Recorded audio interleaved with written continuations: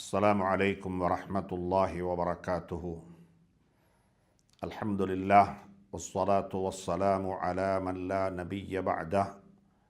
اللهم صل على رسولك سيدنا ونبينا ومولانا محمد وبارك وسلم عليه. أما بعد، فقد قال الله تبارك وتعالى بعد أعوذ بالله من الشيطان الرجيم. بسم الله الرحمن الرحيم. كيف تكفرون بالله وكنتم أمواتا فأحياكم ثم يميتكم ثم يحييكم ثم إليه ترجعون. صدق الله العلي العظيم.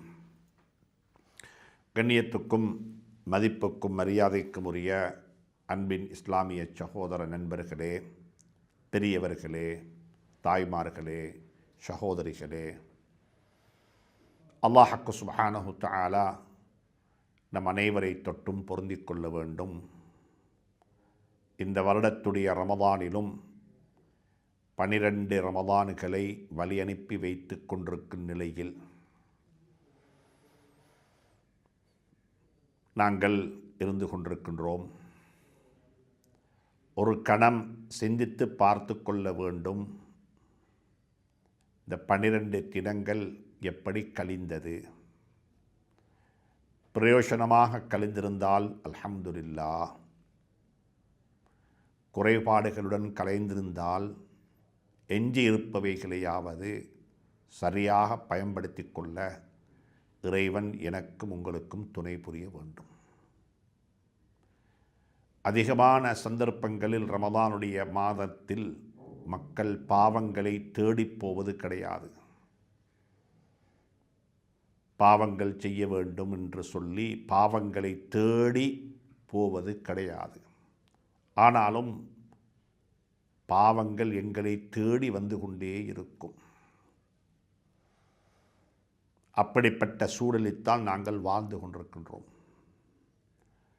தராவிஹுக்கு பிறகும் சுபஹ் தொழுகைக்கு பிறகும் சமூக வலைத்தளங்களின் ஊடாகவும் எங்களை எம்மாத்திரமோ பாவங்களும் வந்து தேடி வந்து கொண்டே இருக்கும் என்பது நிச்சயம்.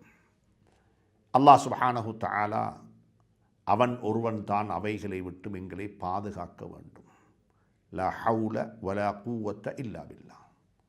ஒரு நன்மையான கர்மத்தை செய்வதாக இருந்தாலும் சரி, ஒரு பாவத்தை விட்டும் தன்னை பாதுகாத்து கொள்வதாக இருந்தாலும் சரி, இறையருள் இல்லாமல், இறைவனுடைய நாட்டம் இல்லாமல், இறைவனுடைய துணை இல்லாமல் அது சாத்தியப்பட மாட்டாது என்பது நம் அனைவருடைய விசுவாசம். அந்த அடிப்படையில் நாங்களும் பாவத்தையும் அநியாயத்தையும் தேடி போகவும் கூடாது. நிச்சயமாக தேடிப்போக மாட்டோம். அதே போன்று அதற்குரிய சந்தர்ப்பம், சூழல் எங்களுக்கு அமைந்து விடவும் கூடாது. முஃபஸ்ஸரீன்கள் எழுதியிருக்கிறார்கள், யூசுப் அலைஹிஸ்ஸலாத்து வஸ்ஸலாம் அவர்களை பாவம் தேடி வந்தது, அவர்கள் தன்னை பாதுகாத்து கொண்டார்கள். இன்னஹு கான மின் இபாதினல் முஹ்லஸீன். அவர் இறை விசுவாசம் கொண்ட, மன தூய்மை நிறைந்த, ஒரு இஹ்லாஸுடைய ஒரு அடிமையாக இருந்தார் என்று அல்லாஹ் சுப்ஹானஹு தஆலா ஹதரத் யூசுப் அலைஹிஸ்ஸலாத்து வஸ்ஸலாம் அவர்களை சித்தரித்திருக்கிறான்.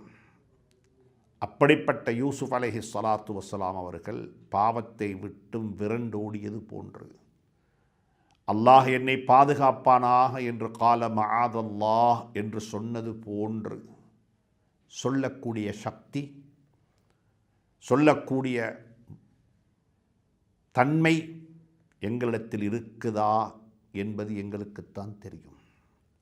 நாம் அல்லாஹ்விடத்தில் கேட்டுக்கொள்வோம், யா அல்லாஹ், அப்படிப்பட்ட சூழல்களில் நாங்கள் சிக்கிக்கொண்டால், மாட்டிக்கொண்டால் எங்களுக்கு அந்த சூழல்களிலிருந்து தப்பி ஓடி வருவதற்குரிய சக்தி எங்களிடத்தில் இல்லை யா அல்லாஹ். எனவே அப்படிப்பட்ட சூழல்களை எங்களுக்கு உருவாக்கி தந்து விடாதே. அப்படிப்பட்ட சோதனைகளுக்கு எங்களை ஆளாக்கி விடாதே. அப்படிப்பட்ட சோதனைகளை ஃபேஸ் பண்ணக்கூடிய சோதனைகளுக்கு முகம் கொடுக்கக்கூடிய அளவுக்கு எங்களை ஆக்கி விடாதே என்று சொல்லி அல்லாஹ்விடத்தில் நாங்கள் துஆ செய்து கொண்டே இருப்போம். அப்படிப்பட்ட இடங்களை விட்டும் எங்களை நாங்கள் பாதுகாத்து கொண்டே இருப்போம். அல்லாஹ் சுப்ஹானஹு தஆலா நல்லவர்களாக வாழ்ந்துவிட்டு நல்லவர்களாகவே மரணிக்க அல்லாஹ் துணை புரிவானாக. அன்புக்குரிய நண்பர்களே, சகோதரர்களே, பெரியார்களே, ரமதானுடைய 12 நோன்புகள் எங்களை விட்டு போய்விட்டது. ஆனாலும் ஒரு கணம் யோசிக்க வேண்டும், என்ன மாற்றங்கள் எங்களிடத்தில் வந்திருக்கிறது. உறவுகளை சேர்ந்து வாழுகிறோமா? எத்துணை பாவங்களுக்கு தௌபா செய்து விட்டோம்? எத்தனை ஹராமான உறவுகளை துண்டித்து கொண்டோம்? குடும்பங்களை சேர்ந்து வாழுவது போன்று ஹராமான உறவுகளை துண்டித்து விடவும் வேண்டும். திருமணத்துக்கு முன்னால், திருமணத்துக்கு பிறகு, பொழுதுபோக்குக்காக வேண்டி எத்தனையோ ஹராமான உறவுகளை மனிதர்கள் வளர்த்து கொண்டிருப்பார்கள். அந்த ஹராமான உறவுகளை நாங்கள் நிறுத்தி கொள்ள வேண்டும், விட்டுவிட வேண்டும், அதற்கு முத்தலாக்கு சொல்லிவிட வேண்டும். இவைகளெல்லாம் ரமதானின் ஊடாக ஏற்பட்டால் மட்டும்தான் அந்த ரமதான் எனக்குள் ஒரு மாற்றத்தை ஏற்படுத்திய ரமதானாக இருக்கும். நானும் நீங்களும் யோசிக்க வேண்டும். எத்துணை நன்மையான கர்மங்களை கூட்டிக் கொண்டு விட்டோம் என்பதை விடவும் எத்துணை பாவங்களுக்கு தௌபா செய்து விட்டோம். நான் திருப்பி திருப்பி சொல்வதுதான், வட்டியை பற்றி பேசி மக்களுக்கு மத்தியில் வட்டி என்பது ஹராம், வட்டி என்பது கூடாது, வட்டியிலிருந்து விலகிக்கொள்ள வேண்டும், வட்டி சம்பந்தப்பட்ட எதிலும் நாங்கள் ஈடுபடக்கூடாது என்று சொல்லக்கூடிய அளவுக்கு மக்களுக்கு மத்தியில் ஒரு விழிப்புணர்வு இருக்கிறது. எத்தனையோ சகோதரர்கள் கேட்டார்கள், வங்கிகளால் நடாத்தப்படக்கூடிய இஃப்தார்களுக்கு போக முடியுமா? வங்கியுடன் சம்பந்தப்பட்டவர்கள் ஏற்பாடு செய்திருக்கக்கூடிய இஃப்தார்களுக்கு போக முடியுமா என்று சொல்லியெல்லாம் மக்கள் வட்டியை பற்றி ஓரளவு விழிப்புணர்வு இருக்கிறது, கேட்டுக்கொள்கிறார்கள். ஆனால் வட்டியை விடவும் பாரதூரமான ஒரு பாவம்தான் அனந்தர சொத்தில் செய்யப்படக்கூடிய துரோகம். நான் பல கட்டங்களில் இதே அலைவரிசையினூடாக கதைத்திருக்கின்றேன். அனந்தர சொத்து எப்படி இருக்கிறது? என்னுடைய உடைமைகள் எனக்கு எப்படி கிடைத்தது? எனக்கு தாய் வழியாக கிடைத்திருக்கிறது, தந்தை வழியாக கிடைத்திருக்கிறது, கணவன் வழியாக கிடைத்திருக்கிறது, மனைவி வழியாக கிடைத்திருக்கிறது, குழந்தைகள் வழியாக கிடைத்திருக்கிறது. ஒருவருக்கு அனந்தர சொத்து இப்படிப்பட்ட பல வழிகளில் கிடைக்கலாம். கிடைக்கக்கூடிய சொத்துக்கள் ஹலாலாக கிடைத்திருக்கிறதா, முறையாக கிடைத்திருக்கிறதா? நான் அந்த குடும்பத்தில் வளர்ந்தவன், வளர்க்கப்பட்டவன், எனக்கும் சொத்து தந்திருக்கிறார்கள். எப்படி தந்தார்கள்? அனந்தர சொத்தாக தந்தார்களா, அல்லது அனந்தரக்காரர்கள் அனைவரும் ஒன்றாக சேர்ந்து எனக்கு ஹதியாவாக தந்தார்களா, எனக்கு நன்கொடையாக தந்தார்களா? இப்படியெல்லாம் சிந்திக்க வேண்டிய நிலைக்கு நாங்கள் தள்ளப்பட்டிருக்கின்றோம். ஏனென்றால் குரானை ஓதக்கூடிய மாதம், எல்லாருடைய கையிலும் குரான் இருக்கிறது. ஷஹ்ரு ரமதான் அல்லதி உன்சில ஃபீஹில் குர்ஆனு ஹுதல் லின்னாஸ். எங்களுடைய நேர்வழிக்காக வேண்டி, நாங்கள் நேர்வழி பெற வேண்டும் என்பதற்காக வேண்டி இறக்கி வைக்கப்பட்ட குர்ஆன் இந்த ரமதானில் தான் இறக்கி வைக்கப்பட்டது. அதனால தான் ரமதானுடைய மாதம் வந்துவிட்டால் உலமாக்களை பொறுத்தவரையில், முன்னோர்களை பொறுத்தவரையில், சலவுகளை பொறுத்தவரையில் வேறு எந்த வணக்க வழிபாடுகளை விடவும், எந்த பொது வேலைகளை விடவும் தன்னுடைய முழு நேரத்தையும் குர்ஆனில் தான் கழிப்பார்கள். குர்ஆன் ஓதுவது, குர்ஆனை படிப்பது, குர்ஆனை விளங்குவது, குர்ஆனுடைய கருத்துக்களை மக்களுக்கு பரத்துவது. சுப்ஹானல்லாஹ். ஃபதவஜ்ஜஹ பில்குல், ஒட்டுமொத்தமாக முழு கவனத்தையும் குர்ஆனின் பக்கமாக போட்டு விடுவார்கள். என்றால் குர்ஆனுக்குரிய மாதம். நாங்கள் யோசிக்க வேண்டும். அனந்தர சொத்து சம்பந்தமாக நாங்கள் யோசிக்க வேண்டும். எனக்கு கிடைத்திருக்கக்கூடிய சொத்து ஹலாலாக கிடைத்திருக்கிறதா? குடும்பமாக இஃப்தார்கள் செய்யும் பொழுது கூட கேட்டு பார்க்கலாம். குடும்பமாக சேர்ந்து இஃப்தார்கள் செய்யும் பொழுது கூட கேட்டு பார்க்கலாம். எங்களுடைய தகப்பனார் வஃபாத்தானதுக்கு பிறகு நாங்கள் சொத்துக்களை பிரித்து கொண்டோம். இது முறையாக பிரிக்கப்பட்டதா, பொடுபோக்குத்தனமாக பிரிக்கப்பட்டதா, கடும்போக்குத்தனமாக பிரிக்கப்பட்டதா, இது எப்படி பிரித்து கொடுக்கப்பட்டது, இது எப்படி எங்களுக்கு கிடைத்தது? இவைகளையெல்லாம் யோசிக்க வேண்டும். இவைகளையெல்லாம் யோசித்து பார்க்க வேண்டும். ஜாஹிலியா காலத்தில் நடந்தவைகளை இஸ்லாத்துக்கு பிறகு எப்படி சஹாபாக்கள் திருத்திக் கொண்டார்கள். ஒரு மனிதர் இஸ்லாத்துக்கு வந்தார், கலிமா சொல்லிட்டார், அவரிடத்தில் 6 மனைவி 5 மனைவி, ஆனால் இஸ்லாத்தில் அனுமதிக்கப்பட்டது 4. இது இஸ்லாத்துக்கு முன்னால் முடிக்கப்பட்ட திருமணம், அதனால் இதை கண்டினியூ பண்ணுங்கன்னு சொல்லி ஸல்லல்லாஹு அலைஹி வஸல்லம் அனுமதி கொடுக்க இல்லை. அந்த 5ல் அந்த 6ல் 4 புறக்கிக் கொள்ளுங்கள். 4 தான் அனுமதிக்கப்பட்டது. கடந்த காலத்தில் செய்துவிட்டோம், அதை கண்டினியூ பண்ணுவோம் என்று சொல்லி கண்டினியூ பண்ண முடியாது. அறியாத காலத்தில் செய்துவிட்டோம் என்று சொல்லி அதை கண்டினியூ பண்ண முடியாது. எப்படி கண்டினியூ பண்ணலாம் என்று சொன்னால், யாருக்கு சொத்து கூட கிடைத்திருக்கிறதோ அவர்கள் திருப்பி கொடுத்து விட முனைய வேண்டும். யாருக்கு பங்கு குறைய கிடைத்திருக்கிறதோ அவர்கள் ஹலால் சொல்லிவிட வேண்டும். இது 2ம் நடக்க வேண்டும். ஹராமாக யாருக்கு சொத்து கிடைத்ததோ அவர்கள் அந்த சொத்தை திருப்பி கொடுத்து விட முயற்சிக்க வேண்டும். அதுதான் அவர்கள் செய்ய வேண்டிய இபாதத்து. யாருக்கு சொத்து குறைய கிடைத்திருக்கிறதோ, கிடைக்க வேண்டியது கிடைக்கவில்லை, குறைவாக கிடைத்திருக்கிறது, அதை மன்னித்து விடுவோமே, அதை விட்டு கொடுத்து விடுவோமே, அதை சதகாவாக மாற்றி விடுவோமே. வஅன் தஸத்தகு கைருல் லக்கும், குர்ஆன் அப்படித்தான் சொல்லுகிறது. உங்களுக்கு வரவேண்டிய ஹக்கை, உங்களுக்கு வரவேண்டியதை நீங்கள் மன்னித்து விடுவது, நீங்கள் அதை சதகாவாக மாற்றி விடுவது உங்களுக்கு சால சிறந்தது என்று சொல்லி சூரத்துல் பக்ராவில், இதே சூராவில் அல்லாஹ் சுப்ஹானஹு தஆலா கடனை பற்றி பேசும் பொழுது ஃபஇன் கான ذُو عُسْرَةٍ فَنَظِرَةٌ إِلَى مَيْسَرَةٍ, ஒருவருக்கு கடன் கொடுத்தோம். கடன் கொடுக்கும் பொழுது எப்படி கொடுக்க வேண்டும்? நம்முடைய சமூகம் கடன் கொடுக்கும் பொழுது எப்படி கொடுக்குறாங்கண்டா, வாங்கும் பொழுது எப்படி இருந்து வாங்க வேண்டுமோ அந்த நிலையில் இருந்து கடன் கொடுக்குறாங்க. கடனை வசூலிக்கும் பொழுது எப்படி வசூலிக்கிறாங்கண்டா, கடன் கொடுக்கும் பொழுது எந்த நிலையில் இருந்து கடனை கொடுக்கணுமோ அந்த நிலைக்கு போய் வசூலிக்கிறார்கள். சுப்ஹானல்லாஹ். இஸ்லாம் ஒரு பண்பாட்டை சொல்லித்தந்த மார்க்கம். வீணான வம்புகளில் மாட்டிக்கொள்ளாமல் எங்களுடைய வாழ்க்கையை அழகுபடுத்திக் கொள்வதற்கு அழகான புத்தி சொல்லித்தந்த மார்க்கம். கடன் கொடுக்க போகிறீங்களா? கடன் கேட்டு வந்திருக்கிறாரு, கடன் கொடுக்க போகிறீங்களா? எப்படி கொடுக்கணும்? அந்த நேரத்தில் எவ்வளவு கடினமாக இருக்க வேண்டுமோ அவ்வளவு கடினமாக இருந்து கொள்ளுங்கள். கடன் தருவேன், இதற்கு யார் சாட்சி? கடன் தருவேன், இதற்கு என்ன மோகேஜ், ரிஹான் என்ன, அடகு என்ன, இதுக்கு கடன் தருவேன், நீங்கள் தராவிட்டால் நான் யாரிடத்தில் கேட்க வேண்டும், கஃபீல் பொனையாறு. சுப்ஹானல்லாஹ்.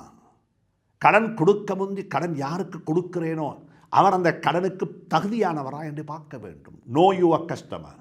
உங்கள்கிட்ட கடன் கேட்டு வந்தவர் கேட்டு வரலாம், எனி அமௌண்ட் கேட்கலாம் யாருக்கும். ஆனால் அவருக்கு அதை திருப்பி தருவதற்கு இது வசதி இருக்குதா? 10 லட்சம் ரூபா வந்து கேட்குறாரு, ஆனால் வந்திருக்கிறார் ஒரு புஷ் பைஸ்கில்ல. அவருக்கு உங்களுக்கு தெரிய அவர்கிட்ட ஒன்றுமே கிடையாது. அவருக்கு சொத்தும் இல்லை, ஒன்றும் இல்லை, ஒரு பரம ஏழை. நான் ஒரு வியாபாரம் செய்ய போகிறேன், எனக்கு அதை கடன் கொடுங்கன்னு கேட்டு வந்தால் கொடுப்பீங்க? அப்படி கொடுக்கலாமா? உலமாக்களை நாடி, உலமாக்களை அணுகி கொஞ்சம் யோசிங்க, படிங்க இந்த விஷயங்களை. ஒரு கடன் கொடுக்கிறது எப்படி கொடுக்க வேண்டும் என்பது தான் குர்ஆனில் இருக்கக்கூடிய ஆகப்பெரிய ஆயத்து. ஆகப்பெரிய ஆயத்து. எழுதணும், எழுத்து டாக்குமெண்ட் ஆகணும். அது நீங்களும் நானும் எழுதுவதல்ல. அது ஒரு எழுதுறதுக்கு ஒரு முறை இருக்குது. இன்றைக்கு லாயர்கிட்ட போய் எழுதுவாங்க, இப்படித்தான் எழுதணும். கடன் வசூலிக்கும் பொழுது எப்படி இருக்கணும்? எவ்வளவு மெதுவாக, எவ்வளவு சாஃப்டாக முடியுமோ அவ்வளவு சாஃப்ட், அவ்வளவு சாஃப்ட். கொடுத்துட்டீங்களா? இந்த டேட்டுக்கு தரணுமா? நல்லா விளங்குது அவருக்கு இப்போ தந்து கொள்ள இயலா, கொஞ்சம் சிரமப்பட்டு கொண்டிருக்கிறாரு, அவர் நாடியது நடக்க இல்லை, அவர் விரும்பினார் இந்த காணி வித்து பட்டுடும், இந்த வருடம் அறுவடை நல்லக இருக்கும். ஆனால் வெள்ளத்தினால் சேதமடைந்து அறுவடை அப்படி இல்லாமல் போய்விட்டது. லொஸ்டாகிவிட்டார். தருவதாக சொன்னார், தரக்கூடியவர் தான். ஆனால் குடும்பத்தில் ஏற்பட்ட ஒரு அகால மரணம், எதிர்பாராத ஒரு இன்சிடென்ட் காரணமாக அவருக்கு தந்து கொள்ள முடியாமல் இருக்கிறாரா? அல்லாஹ் குர்ஆன்ல சொல்கிறான், ஃபனظரத்துன் இலா மைஸரா. அவருக்கு இப்போ நெருக்கடி, அவருக்கு கொஞ்சம் அவருடைய நிலைமைகள் இலகுவாகும் வரைக்கும் அவருக்கு டைம் கொடுத்துடுவாப்பா, நேரம் கொடுத்துடு, அவசரப்படாதே. அந்த காலம் உனக்கு சதக்காவுடைய நன்மை கிடைக்கும். ஹதீஸ் அப்படித்தான் சொல்லுகிறது. அதுக்கு பிறகு அல்லாஹ் சொல்லுகிறான், வஅன் தஸத்தகு கைருன் லக்கும். கொடுத்ததை அப்படியே சதக்காவாக மாற்றிவிட்டால் அது மிகவும் சிறந்தது, அது மிகவும் நல்லது. அன்புக்குரிய நண்பர்களே, சகோதரர்களே, இஸ்லாம் அழகான பாடம் சொல்லி தந்திருக்கிறது. கடன் கொடுக்கும் பொழுது நல்ல உறுதியாக இருக்க வேண்டும், ஸ்ட்ராங்காக இருக்க வேண்டும், எல்லா வகையான பிடிமானங்களையும் கையில் வைத்துக் கொள்ள வேண்டும். பணத்தை வசூலிக்கும் பொழுது எவ்வளவு சாஃப்டாக முடியுமோ, எவ்வளவு மெல்லினமாக முடியுமோ, எவ்வளவு பணிவாக முடியுமோ அந்த அளவுக்கு பணிவாகி, குறைஞ்சபட்சம் அவர்கிட்ட தாரத்து கொண்டுமே இல்லை, இதுக்கு மேலே நான் கதைத்து பேசி திட்டி ஏசி எனக்கு பணம் கிடைக்க போகிறது இல்லை என்று தெரிந்ததுக்கு பிறகும் நாங்கள் ஏசி என்ன பிரயோசனம், திட்டி என்ன பிரயோசனம்? அல்லாஹ் சொல்கிறான், திட்டத்தையும் விட்டுவிட்டு, ஏசுவதையும் விட்டுவிட்டு, அடாவடித்தனத்தையும் விட்டுவிட்டு, வஅன் தஸத்தகு கைருன் லக்கும். கொடுத்ததை நீ சதக்காவாக வச்சுக்கோவாப்பான்னு சொல்லி போட்டு வெளியே வந்தால் சதக்காவுடைய நன்மையாவது கிடைக்கும். இதுதான் மார்க்கம், இதுதான் மார்க்கம். அனந்தர சொத்தும் அப்படித்தான். தெரியாத காலத்தில் சொத்தெல்லாம் பிரித்து கொண்டுட்டாங்க. ஒருவருக்கு கூட சொத்து கிடைத்து விட்டது. அதெல்லாம் விற்று முடிஞ்சு. ஏண்டா, ஹராமாக வந்த சொத்து எந்த காரணம் கொண்டும் யாரிடத்திலும் நிலையாக நிற்க மாட்டாது. இதை புரிந்து கொள்ளுவோம். அல்லாஹ் சுப்ஹானஹு தஆலா எனக்கும் உங்களுக்கும் துணை புரிய வேண்டும். இந்த விளக்கத்தை எல்லாம் நசீபாக்க வேண்டும். ஹராமாக முறைகேடாக என்னிடத்தில் வந்த சொத்துக்கள் எதுவுமே நிலையாக நிற்க மாட்டாது. அது பெய்த்திடும், அது அழிந்து போய்விடும். அந்த சொத்து இன்னும் ஒரு பிரச்சனையை கொண்டு வந்து சேர்க்கும். எந்த சொத்தினால நன்மை, எந்த சொத்தினால மன நிறைவு, மன நிம்மதி கிடைக்கும் என்று நாங்கள் எதிர்பார்த்தோமோ அது இன்னும் ஒரு பிரச்சனையை கொண்டு வந்து சேர்க்கும். நடந்து கொண்டும் இருக்கிறது, கண்ணால் பார்த்து கொண்டும் இருக்கின்றோம். மிக அன்பாக சொல்லுகின்றேன், ஹராமான சொத்துக்கள் எப்பயுமே நிலையாக நிற்க மாட்டாது. ரமதானுடைய மாதம் தௌபாவுடைய மாதம் என்று நாங்கள் சொல்லுகின்றோம். 27 தௌபா செய்ய போகிறோம், கடைசி 10 தௌபா செய்ய போகிறோம். சலாத்து தௌபா ஒவ்வொரு நாளும் தொழுகிற மக்கள் இருக்கிறாங்க, தொழுது கொண்டும் இருக்கிறாங்க. நான் கேட்கிறேன், தொழுகையை கொண்டு மட்டும் தௌபா சாத்தியமாக மாட்டாது. செய்ய வேண்டியது எல்லாம் செய்துவிட்டு, தற்பாதுகாப்புக்காக வேண்டி செய்ய வேண்டிய முன்னெடுப்புகள் அனைத்தையும் செய்துவிட்டு தௌபா செய்தால் அந்த தௌபா ஏற்றுக்கொள்ளப்படும். வட்டியால் வாங்கப்பட்ட வீட்டை விட்டு வெளியே வந்துவிட்டு, யால இவ்வளவு நாளும் தெரியாத்தனத்தின் காரணமாக வட்டி வாங்கினேன், வட்டியில் வாழ்ந்து கொண்டிருந்தேன், வட்டியில் உருண்டு கொண்டிருந்தேன், வட்டியைத்தான் முதலாக வைத்து கொண்டிருந்தேன், யா அல்லாஹ் இன்று முதல் அனைத்தையும் விட்டு விட்டேன், அதிலிருந்து முற்றாக வெளியே வந்து விட்டேன், அதன் பக்கமாக திரும்பி பார்ப்பதற்கு அவகாசத்தை மீண்டும் தந்து விடாதே என்று சொல்லி அல்லாஹ்விடத்தில் துஆ செய்தால் அதுக்கு பேர் தௌபா. வட்டிக்காரில் வந்து கொண்டு, வட்டியில் உருண்டு கொண்டு, வட்டி வாங்குறதுக்கு ஒரு அப்ளிகேஷனையும் பேங்க்குக்கு அனுப்பிவிட்டு நாங்கள் வட்டியை விட்டு பாதுகாத்துன்னு துஆ கேட்டால் எப்படி இருக்கும்? எப்படி இருக்கும்? அதே மாதிரி தான் அனந்தர சொத்துலையும். அன்புக்குரிய நண்பர்களே, தாய்மார்களே, சகோதரிகளே, ஒன்றை மட்டும் உறுதியாக சொல்லுகின்றேன், எந்த சொத்துக்களை, அனந்தர சொத்துக்களை சகோதரிகளுக்கும்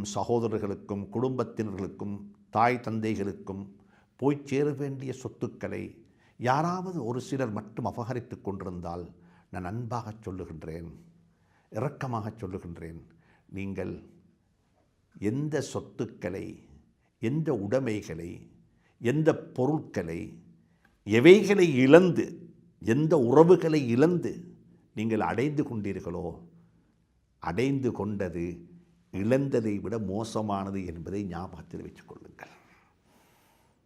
உங்களுக்கு நோய் வந்தால் உங்களுடைய ஜனாசாவை நீங்கள் இல்லாத பட்சத்தில் உங்களுடைய குடும்பத்தை, உங்களுடைய பிள்ளைகளை பராமரிக்க வேண்டியவர்கள் நீங்கள் யாரையெல்லாம் அனந்தர சொத்தினால் புறக்கணித்து விட்டீர்களோ அவர்களாக இருக்கலாம்.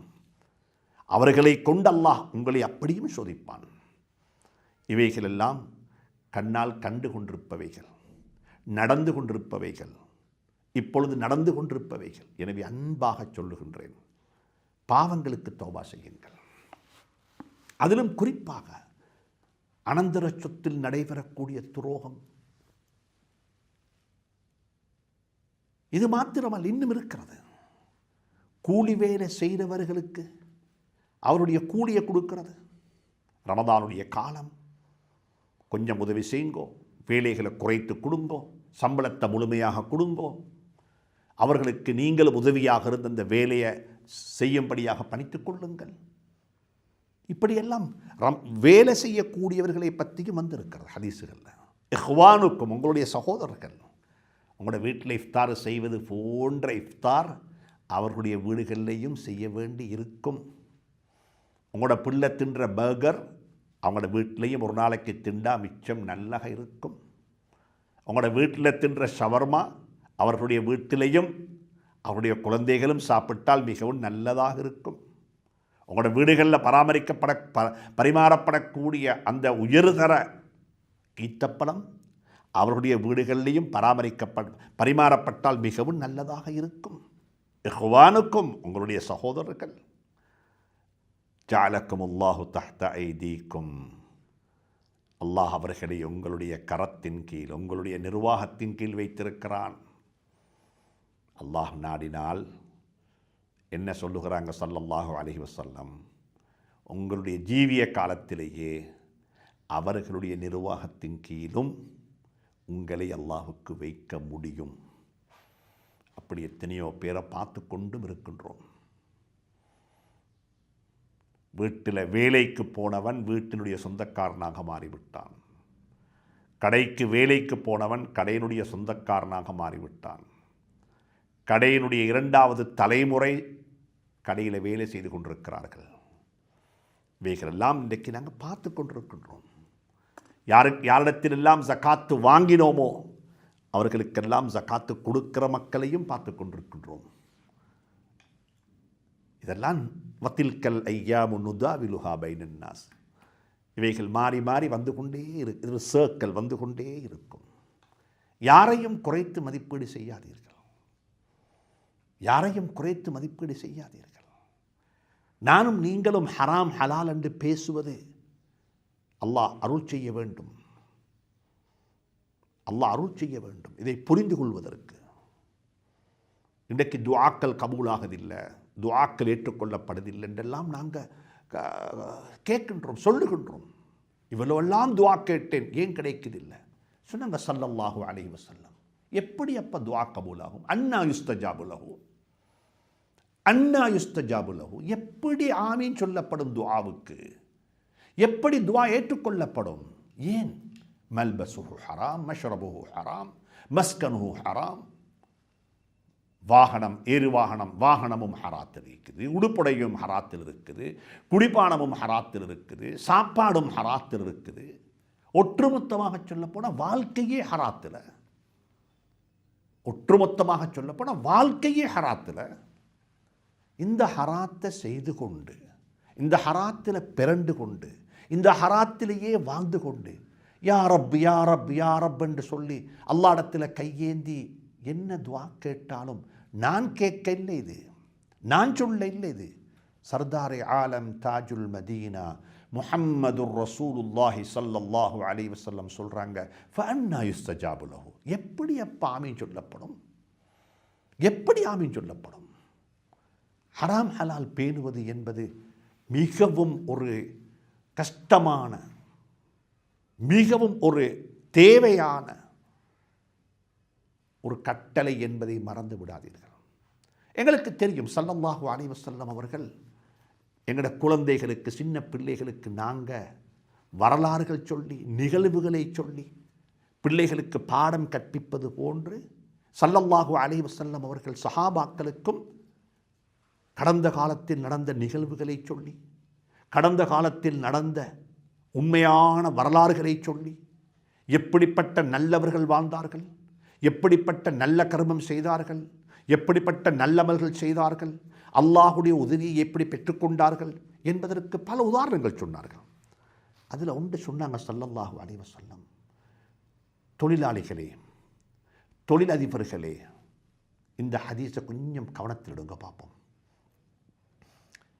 இந்த ஹதீஸை கொஞ்சம் கவனத்திடுங்க பார்ப்போம். அல்லாஹ் எனக்கும் துணை புரிவானாக, அல்லாஹ் உங்களுக்கும் துணை புரிவானாக. ஸல்லல்லாஹு அலைஹி வஸல்லம் சொல்கிறாங்க, 3 பேர் போனாங்க ஒரு வழியில். மழை பொழிய ஆரம்பித்து விட்டது, அடமழையாக இருக்கிறது. 3 பேருமாக சேர்ந்து ஒரு குகைக்குள்ளே தற்காலிகமாக தஞ்சம் புகுந்து கொண்டார்கள். பெய்யக்கூடிய மழை ஒரு கடுமையான அடமழையாக இருக்கிறது. மேலிருந்து ஒரு பெரிய ஒரு பாறாங்கல் வந்து அந்த குகையினுடைய கதவை மூடிக்கொண்டு விட்டது. எப்படி வெளியே வாரது? யாருக்கு நியூஸ் கொடுக்கிறது? யாருக்கு சொல்கிறது? வெளிச்சமும் இல்லை, இருட்டாக இருக்கிறது, உள்ளுக்கொண்டுமே இல்லை. பெரிய ஒரு பாறாங்கல் வந்து கதவை மூடிக்கொண்டு விட்டது. மரணத்தை தவிர வேறொன்றுமே தென்படவில்லை. அந்த நேரத்தில் தான் வல்லாஹு காலிபுன் அலா அம்ரிஹி, அல்லாஹ் மிகைப்பவன், அல்லாஹுக்கு முடியும், அல்லாஹ் செய்யக்கூடியவன் என்பதை உணர்ந்து அந்த 3 பேர் முடிவு செய்தார்கள், எங்களுடைய வாழ்க்கையில் நடந்த ஒரு நல்ல கர்மத்தை சொல்லி அல்லாஹ்விடத்தில் துஆ கேட்போம். செய்வோம் என்று துஆ கேட்கல, செய்தவைகளை வைத்து துஆ கேட்டார்கள். அது ஒருத்தர் துஆ கேட்டார், ஆச்சரியமான துஆ. யா அல்லாஹ், என்னிடத்தில் ஒருவர் கூலி வேலை செஞ்சார், கூலியை வாங்காமல் போய்விட்டார். கூலியை கொடுக்கணும், அது அவருடைய பணம். இன்றைக்கு என்னிடத்தில் ஒருவர் வேலை செய்துவிட்டு 3000 ரூபா பணத்தை வாங்காமல் போய்விட்டால் அந்த 3000 ரூபா பணம் என்னுடையதல்ல. அது என்னுடைய வியாபாரத்தில் இருக்கும் என்றிருந்தால் அந்த 3000 ரூபாவுக்குரிய லாப நஷ்டம் கணக்கு பார்க்கப்பட்டு அந்த வருமானமும் சேர்த்து கொடுக்கப்பட வேண்டும் அடுத்த நாளைக்கு. இல்லாட்டா அந்த 3000 ரூபாவை ஒதுக்கி ஒரு அம்பிலப்பில் போட்டு வேறையாக வச்சவும் கூடாது, அது பதுக்கலாக மாறிவிடும். சுப்ஹானல்லாஹ், ஒரு அம்பிலப்பில் ஒரு 3000 ரூபா பணத்தை வேறையாக போட்டு பதுக்கி வைத்தால் அதுவும் ஒரு பதுக்கலாக மாறிவிடும். அந்த 3000 ரூபாவை ஒதுக்காமல் அது ஏண்ட வியாபாரத்திலேயே ரொட்டேட் ஆகி கொண்டிருந்தால் அதில் லாப நஷ்டத்தில் பங்கு கொடுக்க வேண்டி வரும். அதை எப்படி கணக்கு பார்க்கறது? இவர் முடிவு செஞ்சார், இது ரெண்டுமே சாத்தியப்பட மாட்டாது. ஒரு ஆட்டை வாங்கி விட்டுட்டார். அந்த 3000 ரூபா பணத்துக்கு உதாரணமாக ஒரு ஆட்டை வாங்கி விட்டுட்டார், ஆட்டுக்குட்டியை. அது அதனுடைய வேலையை செய்ய ஆரம்பித்தது. ஒரு ஆடு 2 விச்சுது, 2 4 விச்சுது, 4 10 விச்சுது. இப்படி பெருகி பெருகி பெருகி பெரிய ஒரு மந்தையாக மாறிவிட்டது. அதனுடைய வளர்ச்சி ஆச்சரியமானது. இன்றைக்கு நாங்கள் பார்க்கின்றோம் பெரிய மந்தையாகிவிட்டது. கொஞ்ச நாளைக்கு பிறகு அந்த வேலை செஞ்ச வேலைக்காரன் என்னிடத்தில் வந்து கேட்டான், என்னுடைய கூலியத்தான்னு சொல்லி. நான் ஞாபகத்தில் வைத்துக் கொண்டிருந்தேன், பொறுப்பை நிறைவேற்றி விட வேண்டும். வந்தவன் கேட்டான், அனைத்தையும் கொடுத்து விட்டேன். அவன் திண்டாடி விட்டான். அவன் கேட்டான், அத்தஸ்தஹ்ஸிஉ பி, நீ என்ன பரிகாசம் செய்கிறாயான்னு கேட்டான். இல்லை, இதெல்லாம் ஓண்டது தான், எடுத்துக்கொண்டு போன்னு சொன்னேன். தொழிலாளிகளே, முதலாளிகளே, தொழிலதிபர்களே, இந்த ஹதீஸ் உங்களுக்குத்தான். இந்த ஹதீஸ் உங்களுக்குத்தான். தர்மங்கள் செய்வது லேசி, இப்படிப்பட்டவைகளை நடத்தாட்டி காட்டுங்கள், இப்படிப்பட்டவைகளை நடத்தாட்டி காட்டுங்கள். வேல்யூஸ், யூனிவர்சல் வேல்யூஸ், இதுதான் வர வேண்டும். ரமலான் இப்படிப்பட்ட மாற்றங்களை வாழ்க்கையில் கொண்டு வந்து சேர்க்கும் என்றிருந்தால் அது என்னையும் உங்களையும் மாற்றிய ரமலானாக இந்த ரமலான் பதிவு செய்யப்படும். இந்த ஒரு ரமலான் எங்களுக்கு போதும். எங்களை எந்த மாற்றத்துக்குள்ளேயும் இந்த ரமலான் ஆக்கவில்லை, அல்ல இந்த ரமலானின் ஊடாக நாங்கள் என்ற மாற்றத்தையும் எங்களுடைய வாழ்க்கையில் சம்பாதித்து கொள்ளவில்லை என்றிருந்தால் இன்னும் ஒரு 18, 19 நாளையில் என்ன தெரியுமா நடக்கும்? வாழ்க்கையில் இன்னும் ஒரு ரமலானை சந்தித்தோம் என்ற பெயர் நாமம் மட்டும்தான் இருக்கும். நன்மைகள் கிடைத்திருக்கும், ஆனால் மாற்றங்கள் எதுவுமே நடந்திருக்க மாட்டாது. அல்லாஹ் சுப்ஹானஹு தஆலா அப்படிப்பட்ட ரமலானாக இல்லாமல் எங்களையெல்லாம் மாற்றி அமைத்த, எங்களையெல்லாம் புரட்டி போட்ட, எங்களையெல்லாம் தௌபா செய்ய வைத்த, எங்களையெல்லாம் நல்லவர்களாக மாற்றிய ஒரு ரமலானாக இந்த ரமலானை அல்லாஹ் ஆக்கி வைப்பானாக. அடுத்த வாரம் இன்ஷா அல்லாஹ் வகுப்பை தொடர்ந்து செய்வோம். அல்லாஹ் சுப்ஹானஹு தஆலா எனக்கும் உங்களுக்கும் துணை புரிவானாக. வஸ்ஸலாமு அலைக்கும் வரஹ்மத்துல்லாஹி வபரகாத்துஹு.